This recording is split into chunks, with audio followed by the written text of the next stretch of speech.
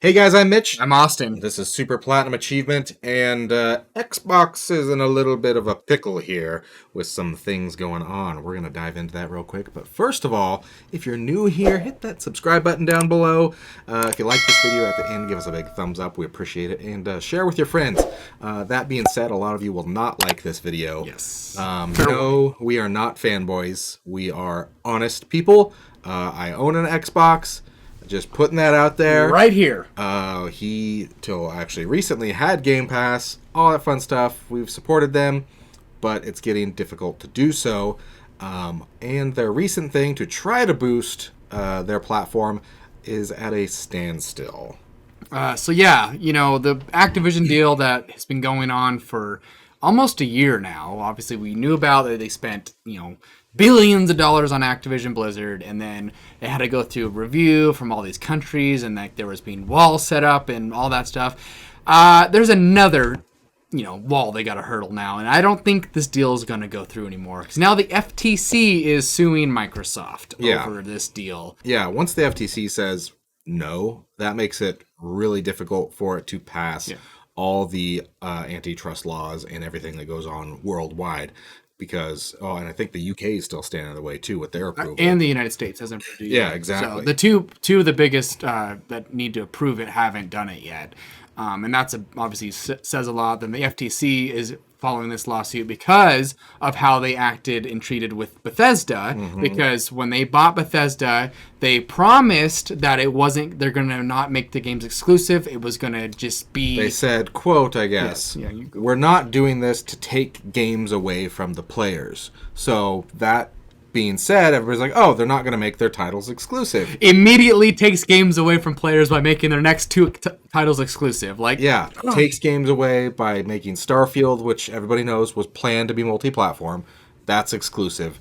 Redfall would have most likely been because it's Arcane, which is who did Dishonored in development. That would have been multi-platform, and then Elder Scrolls is all but confirmed to be exclusive to Xbox. Those are huge. Elder Scrolls being the biggest, if it indeed happens. Considering that it released on the previous, obviously PlayStation is what we're going to say here. Yeah. It released on PlayStation, and it did come to the Switch. Yeah. So now Nintendo is also out of the deal, too. So it's been a whole thing. But because of that, the FTC now is saying, no, we're not going to let you do the same thing with Call of Duty. Basically, we don't believe you anymore. Yeah. You lied to us the first time, so shame on us, but second time, shame on you. So that's kind of what's going on. And then the funniest part about this, the gamers are taking it into their own hands, and a group of 10 gamers have actually gotten together and filed their own lawsuit against Microsoft. And actually, it sounds like it has, it's on pretty good grounds. It's not just some frivolous thing. So... They're taking a lot of the same stances that the FTC is. So it's just funny. So they're citing the Clayton Antitrust Act of 1914, which gives Americans the right to sue companies over anti-competitive behavior. So that's what they're going for, is saying, Microsoft buying Activision is, they're trying to get a monopoly going and own the market and kind of, obviously cut out PlayStation. These are PlayStation players too. I mean, that's not surprising, but yeah, most likely they're all 10 playing on PlayStation, which that's another thing. Microsoft, obviously, they're not going to make it exclusive right off the bat, but they probably will. So yeah, they're doing this 10-year ambiguity thing, 10 years solid, and after that, it's who knows. Which Sony hasn't come to an agreement yet because they're like, it's not going to happen. Yeah. But they already came to a contractual agreement with Nintendo to bring Call of Duty to Nintendo for the next 10 years. And they had a verbal agreement, but apparently they said, we don't need to actually put it on contract because everybody knows we're going to follow through with Steam, which was kind of weird. And Steve just was like, yeah, they're going to follow through, and they believed him. But well, Gabe kind of runs the gaming industry, so... They're all coming to PC anyway, but... Yeah.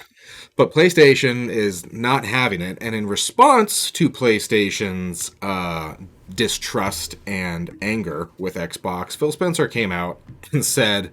PlayStation gets big by trying to make Xbox smaller, which is just a ridiculous statement. We can go on forever about how Xbox and we might later has dug their own grave because they've had all the money and all the chances to develop all these games themselves, but instead they choose to buy other platforms and try to take them away from other ones. And then they're doing the exact thing they're claiming PlayStation is doing Yeah. by taking games away that were coming to PlayStation to make themselves bigger by making them not available on PlayStation. So it's ridiculous at this point. To me, I'm very, I think it should be free market, competitive. I do believe that they have a right to purchase the company with certain stipulations. I agree that right now there is no true competition for Call of Duty, so that throws a wrench in it. What I like and what we talked about off camera is to do something like, yes, we will give you this 10-year contract that all Activision Blizzard games will continue to go as planned, be multi-platform, nothing different about whichever platform they're on. After that 10-year period, they can do what they want because that 10 years gives Sony, gives Nintendo, gives Steam, or Valve, whoever wants to have a chance to make a legit competitor to Call of Duty that gives them the opportunity to not only develop the game, but then generate a fan base for it as well. That's what competition in the market should be and what it does. I could see that, and I would be fine with that. But I don't see it happening because Sony's gonna, I think, stand their ground, and I don't think it's gonna pass, the anti-trade or trust laws. Antitrust laws, yeah. I mean, Teddy Roosevelt's still coming in strong. Yeah. So, and then just to end on this, obviously this has been a big topic with Call of Duty and stuff, but we actually have the percentage of what players are playing where, and almost half are actually on PlayStation. Yeah. So it's 42% of Call of Duty players are on PlayStation, and then next is PC at 28%, and then Xbox is at 25%. So they're only a quarter of the players. That small remainder, if you're doing the math in your head, is on mobile. Mobile, yes, almost 4% there. Yeah. But yeah, so it's like only a quarter of the players are on Xbox, and then if you bundle it with PC, it's only half.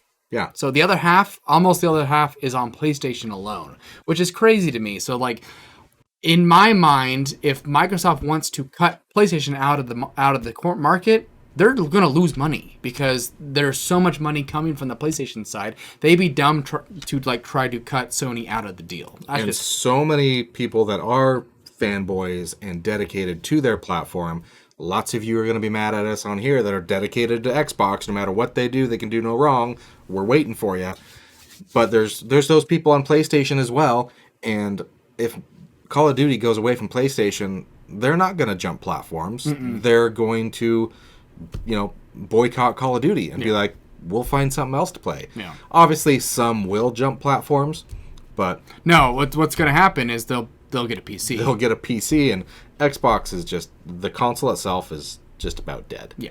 So it's selling better than their other ones still, but I don't know how.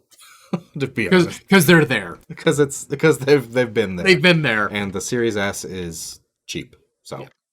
But yeah, that's our kind of our thoughts on this whole Activision deal. We don't think it's actually going to go through, but if it does, we had some ideas of how they can make it work for the future for the other companies. Let us know if you agree with any of that, or there if you is just hate good us now. there is good that can come from it. Yes. Like the Nintendo agreement, that's great. People would love to play games or the older games on Switch that can run on it, or future Nintendo consoles.